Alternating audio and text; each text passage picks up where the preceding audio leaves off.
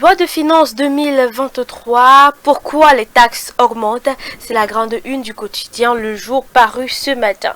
Alors qu'il défendait le budget de l'État pour l'année 2023 devant les membres de la Commission des finances de l'Assemblée nationale, le ministre des Finances a tenté de justifier les hausses drastiques de certains impôts. Vous découvrirez les détails de cet élément à la page 6 du journal bleu paru ce matin. Puis astuce santé, astuce pour une prise en charge des nourrissons à découvrir à la page 3. Et puis Fédération camerounaise des danses, le processus électoral dans l'impasse. Autant d'éléments à découvrir dans les colonnes du tabloïd Le Jour paru ce matin. L'info à chaud pour sa part parle du docteur Jean Crépin Sauter-Niamti qui déclare un compatriote pour le respect des mandats. Conseil Maurice Kamto.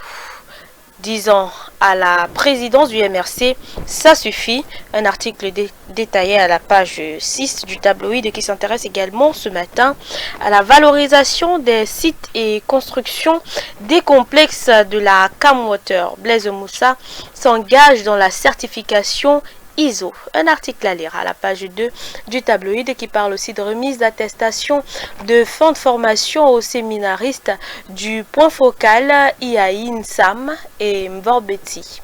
Armand Claude Abanda honore les lauréats de la 5e promotion. Et puis adoption de la loi des finances de 2023, le plaidoyer de l'honorable Cabral Libi pour l'amélioration des conditions de vie des Camerounais était à retrouver à la page 7 du tabloïd L'info à chaud paru ce matin. Défi actuel parle aussi des timbres fiscaux, des vignettes automobiles et de la vie chère et titre les clarifications du MINFI.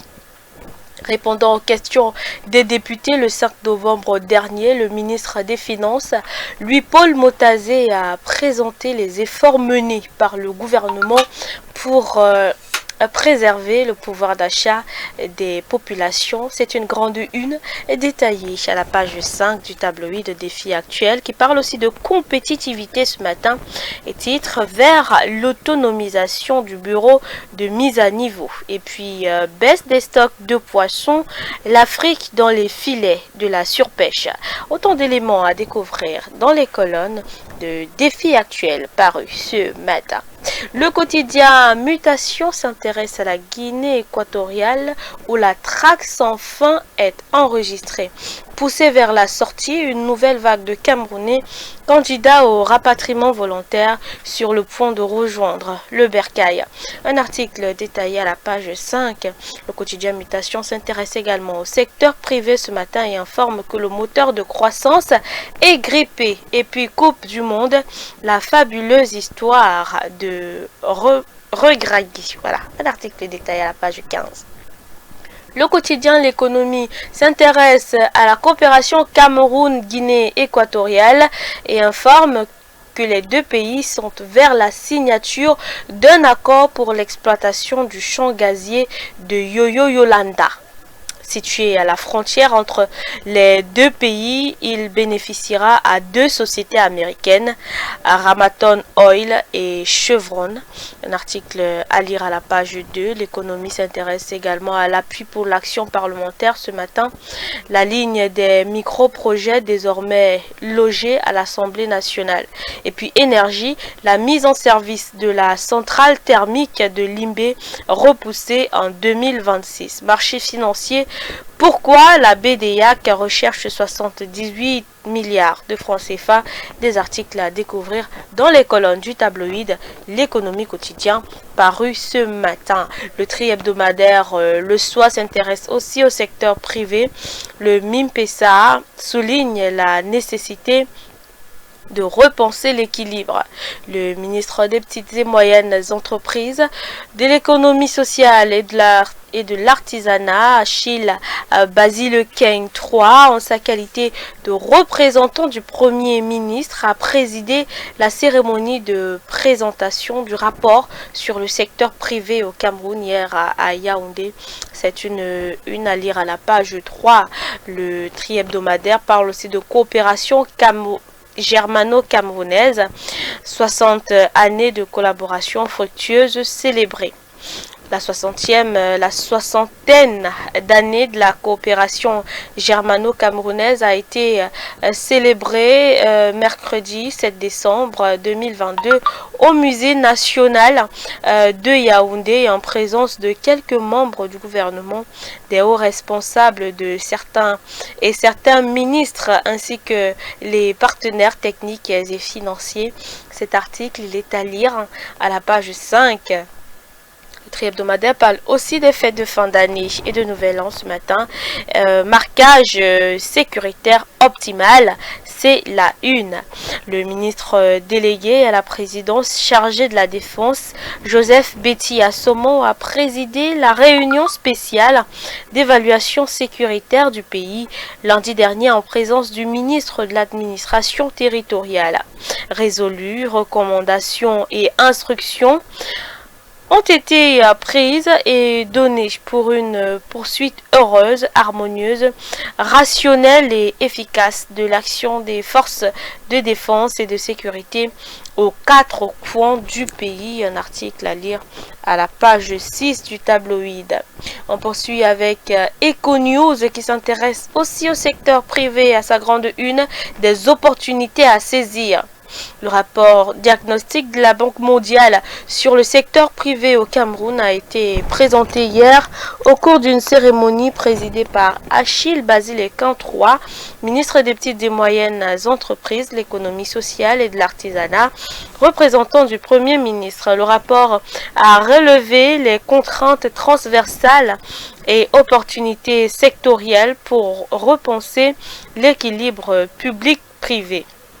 Un décryptage à ce sujet vous est offert par le quotidien Econews paru ce matin qui s'intéresse également aux endettements. L'agence de notation Fitch Ratings maintient la note du Cameroun à B et puis BTP, la méthode IMO comme source de création d'emplois. Un article à lire à la page 5 du quotidien Econews. Et puis Info Matin quotidien s'intéresse à l'EAMO ce matin, la performance dans la formation des cadres, c'est la grande une.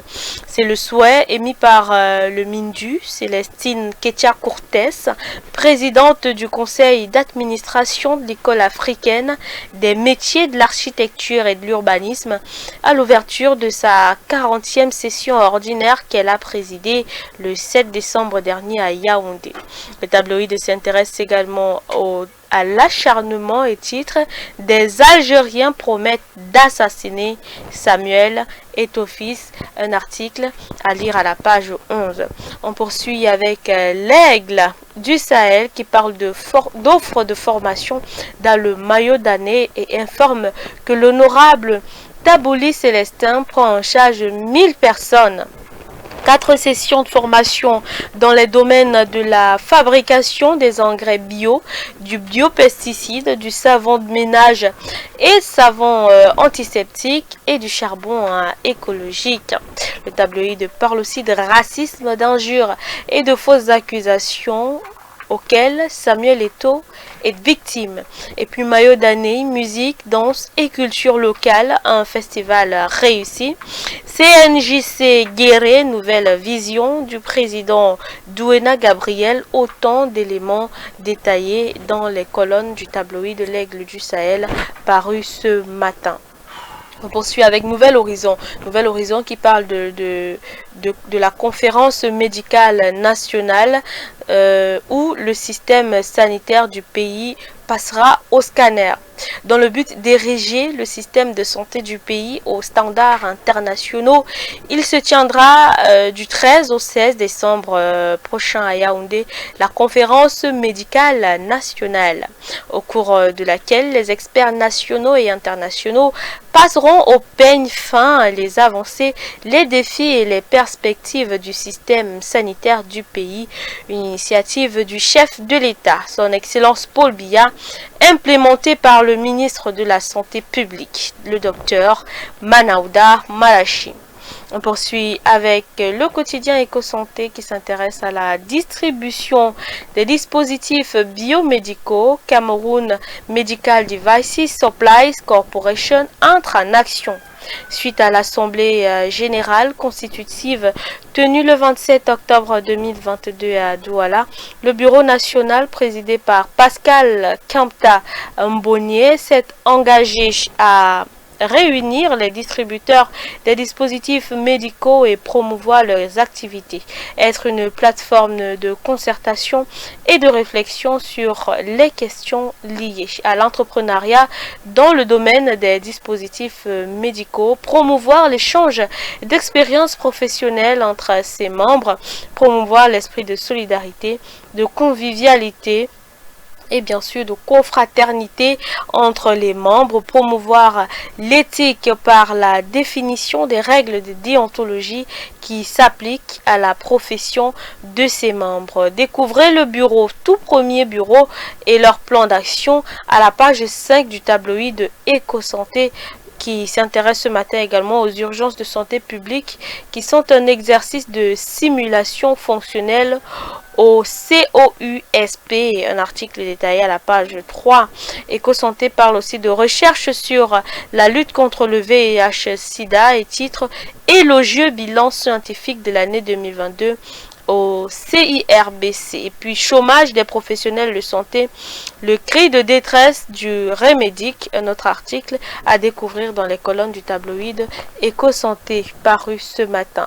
On termine cette revue de presse avec le quotidien qui parle de la paralysie des transports routiers.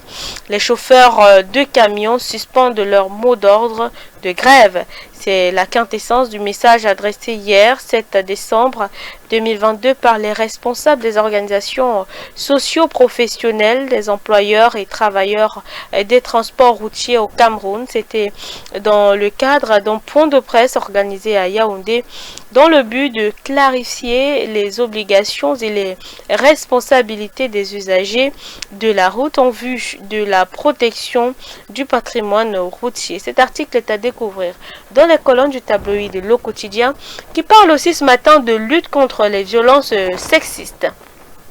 Une cartographie nationale entre en vigueur, c'est la grande une. Cet outil a été présenté le 6 décembre 2022 au cours d'une cérémonie solennelle que présidait le ministre de la promotion de la femme et de la famille, Marie-Thérèse Abenaondoa, à Yaoundé. Le dit instrument va permettre de lutter de façon efficace contre les violences basées sur le genre. C'est tout pour la revue des unes parues en kiosque ce matin. Mesdames, Messieurs, pour votre attention. Merci.